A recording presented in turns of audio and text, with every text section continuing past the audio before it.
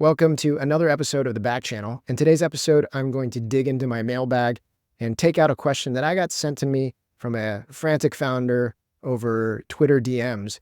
This founder was nervous because he had received an unsolicited email, an unsolicited outreach from a VC who heard what he was doing, saw what he was doing online, and wanted a meeting. This founder is like, I'm not sure what to do now. I want to raise capital, but I don't know if I should talk to them. I've heard different things. What do you think, Jason? I told him I have a lot of thoughts on this and proceeded to sketch out a few ideas that would help direct him. And I thought to myself, I should share this with the rest of the community, with the rest of the listeners. So here are my thoughts. When a VC reaches out to you, they are doing their job. They are trying to track down deal flow before they're ready to raise, and trying to establish connections. This is your opportunity to create a relationship in a much more casual way, a low pressure way. So the first thing I want you to do is make sure that as you're communicating with this investor, even if they happen to catch you at a time where you're like, oh my God, it would be amazing to raise capital, what you don't want to do is pivot to that interest and be like, yes, I'd love to talk, I'd love to raise capital, because what you've done is created a single stream process without competitive dynamics, without pressure signals, which means that this VC is going to all of a sudden be evaluating you on an island. And that can send a lot of signals around whether or not this is an interesting deal, whether or not other people might be interested in it. So when this unsolicited interest comes inbound, you want to make sure that you give off the vibe that you're not fundraising, right? You're flattered by the interest, you think they're great, but you're not fundraising. You'd still like to keep in touch with them. You'd still like to say hi and maybe establish a relationship, but you're not fundraising. And so one of the things that you do in an instance where you're quote unquote not fundraising is that you don't jump on the first slot that they offer. Can we talk tomorrow or whatever? You give it some space and you find a time that works for you. You're not in a rush here. So you get a chance to say something like, not really fundraising right now. Really, really focused on executing. I do like to carve out time for calls like this every other week, something like that. That also indicates, by the way, calls like this. Other investors have reached out before. This person is in control of his time. He understands what's important. Shows a lot of confidence in what you're doing. So that's the first thing. The second thing is make sure that when you're taking these calls, you realize you're not pitching them because you're not fundraising. What does that mean? That means that as the call is going on, it doesn't have to run like a pitch meeting.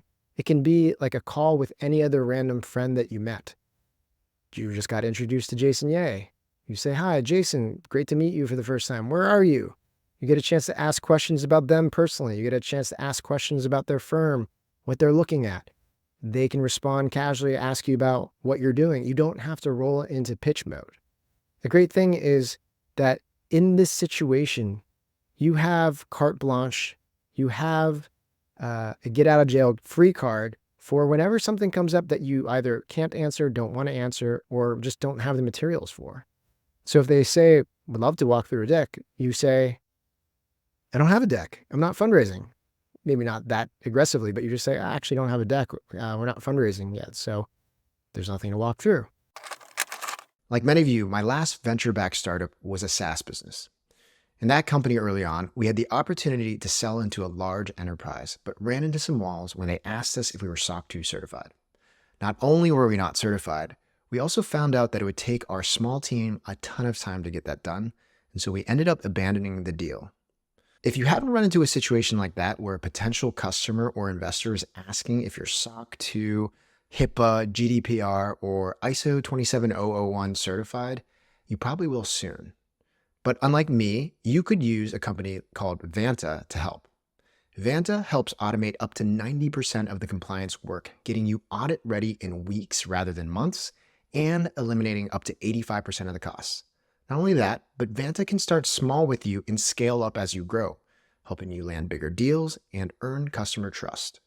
The best part is Vanta is offering funded listeners $1,000 off for going to vanta.com/funded. That's VANTA.com/funded for $1,000 off your service. Check it out. If you're talking through certain things, you get a chance to go, oh, this is something I'm really excited about, something we're working on. If they ask for more details, we're like, rather not share that right now. Definitely we'll share that when we're going out to fundraise.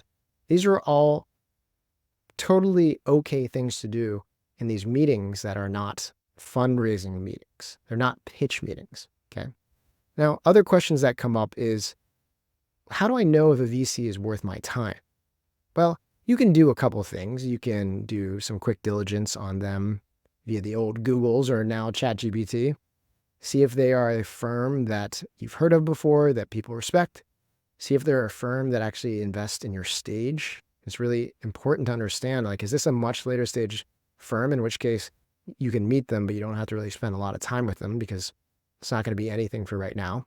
Or is there bad reputation surrounding this firm? These are all good things to understand as you go into thinking about whether or not you're going to take a meeting and how you'll take the meeting. And then lastly, this kind of goes back to one of the comments I said. This founder who originally emailed me was like, I don't have a deck. What do I need? Do I need my financials? What do I need to prepare? Let me say this again. You don't need to prepare any materials, especially for this first meeting, because you're not fundraising. Now, one thing to call out about the idea of not fundraising is you could not be fundraising today and be fundraising next week. That is completely okay and is not a lie. You're not fundraising right now. You could transition to fundraising next week. I wouldn't recommend that that's actually the timing that would take place. But if you're having some kind of cognitive dissonance around the fact that we're like, well, I really like to fundraise and I might fundraise soon, don't worry about it. You can just not be fundraising when you talk to them. And when you're ready to go out and fundraise, you can reach back out to them. You can get reintroduced to them and say, hey, I'm glad that we got a chance to talk so recently. Actually, we're able to get a bunch of our materials together. A lot of other VCs started showing interest, so I think we actually are going to go out and fundraise. Had a really good time in our initial conversation. Would love to set up time during our week of first meetings if you'd like to take a look at the deal. So that's my quick answer in this mailbag edition of the back channel to what to do when a VC reaches out with inbound interest. Hope that's helpful for you as you start getting lots of interest in what you're doing at your company. It helps you execute a great fundraise in the future. All right, that's it for now. I will see you on the next episode of the back channel.